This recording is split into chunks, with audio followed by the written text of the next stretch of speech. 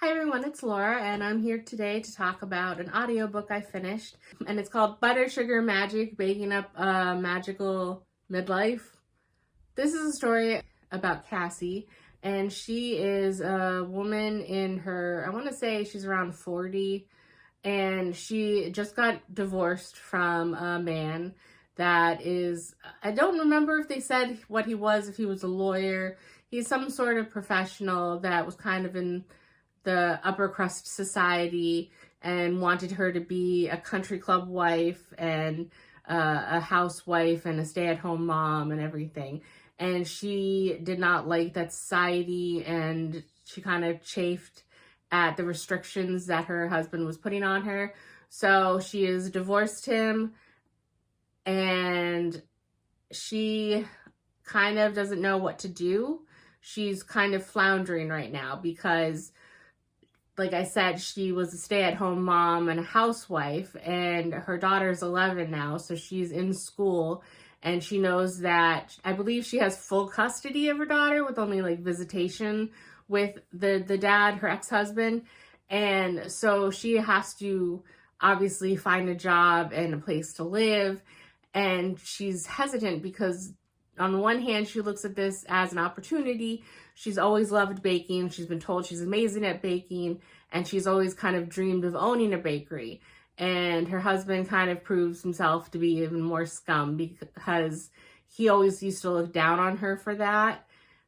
Not only for the act of owning a bakery itself, which I guess isn't as esteemed enough career for him, but the fact that he would disparage her and say that she could never make a business work in the first place. And so she's also not sure if launching a new business at this point in time is even a good idea to make her financially stable for her and her daughter. So while she's kind of mulling all this over in her head, they're in Georgia, by the way. She gets news that I believe it's a great aunt in Massachusetts has passed away and left her something to inherit. And so it's the summertime, so she says, what is there to lose? And she grabs her daughter and they kind of go on a road trip, and they go up to see what it is that she's inherited. And it turns out she inherited some assets, the biggest one being a bakery. And at first she kind of can't believe what she's hearing, and she gets more information about it, and before deciding whether or not she wants to kind of look this gift horse in the mouth and sell it sight unseen or anything, she says, well, let me just go look to see what it's like, and maybe I can then, that will be an easier way to decide whether or not I want to try and have my bakery here, or whether it's kind of a rundown or a dilapidated building and it's better to just sell it.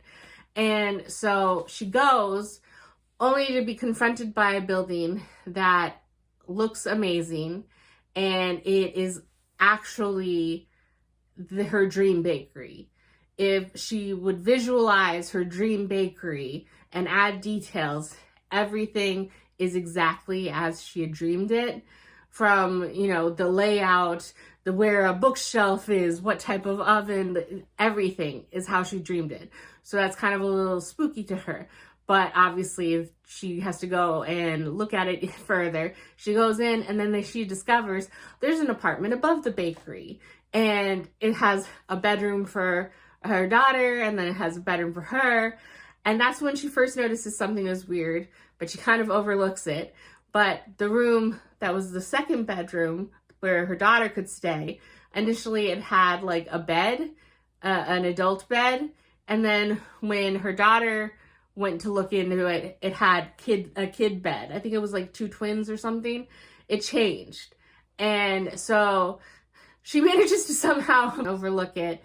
But it turns out that she's eventually made aware that this is a magical bakery, that she is in fact a witch, and this town is filled with lots of witches.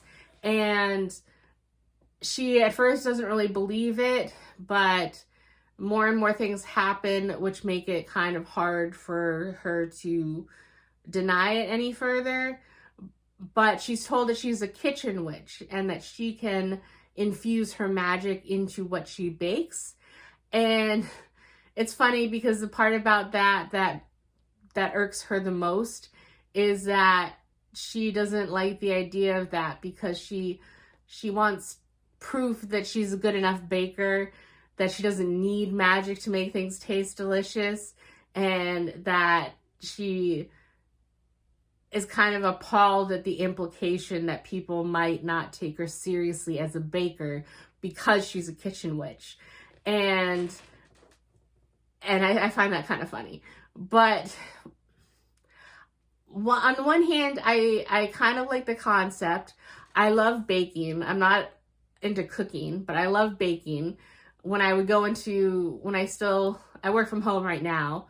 I have for the past few years, but when I still had an office job or when I worked retail, I would enjoy baking stuff and bringing it in to share with coworkers.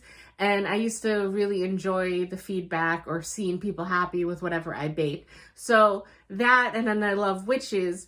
This seemed like something that was kind of right up my alley.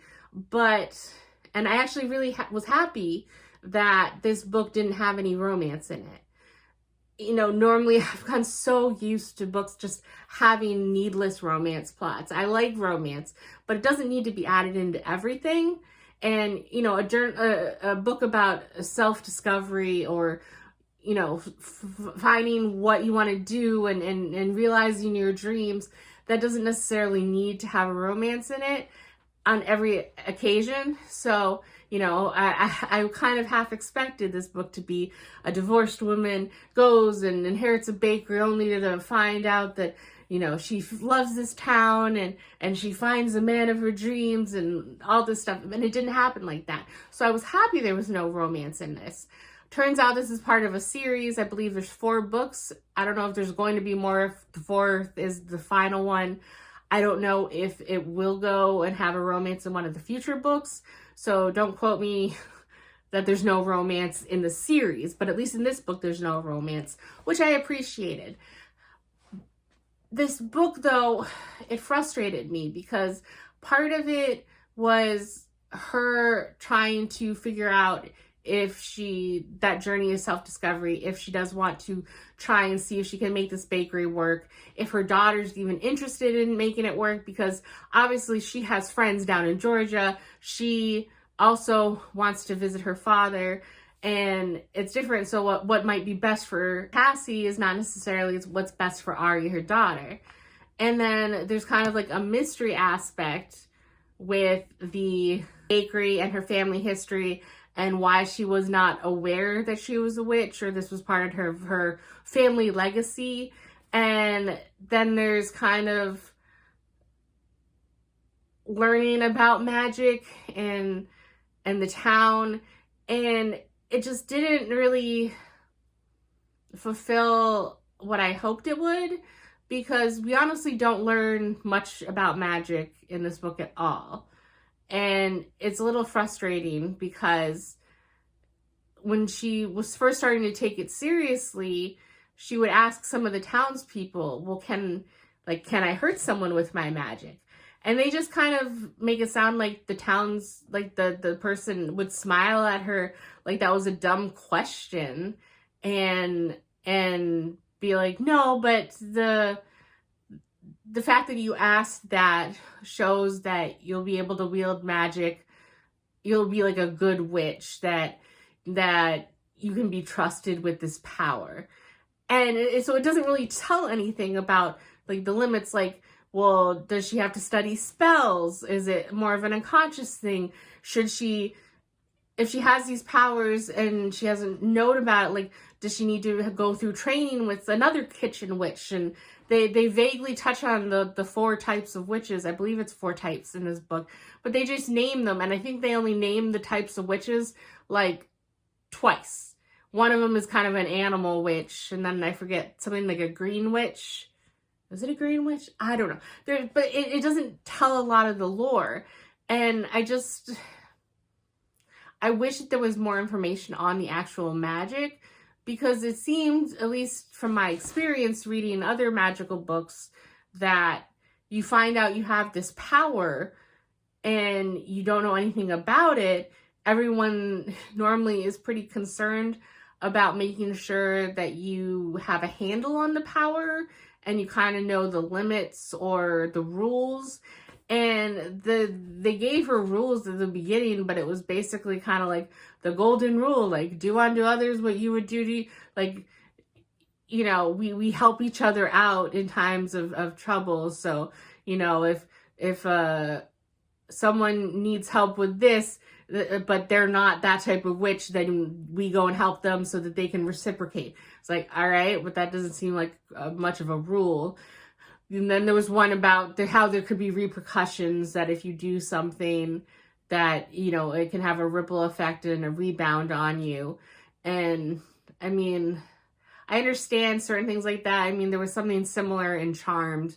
Like, if they do anything for personal gain, then it will have an adverse effect and a blowback on them. But, like, it didn't really go into much detail in this book at all.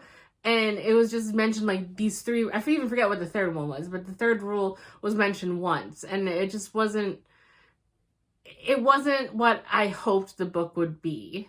And it seemed like it wanted to be a lot of things, like I said, like a self-discovery journey, a foray into a magical world, a little mystery about her family history and her family grimoire and all that stuff. And there is a mystery that she kind of has to solve at one point. And then kind of like a small town cozy book. And it doesn't seem to meld all the things really well, and it doesn't seem to fully succeed at any of them. And I wish that it hadn't tried to cover so many bases, and then because it did it unsatisfactorily, at least for me. So I give it a 3.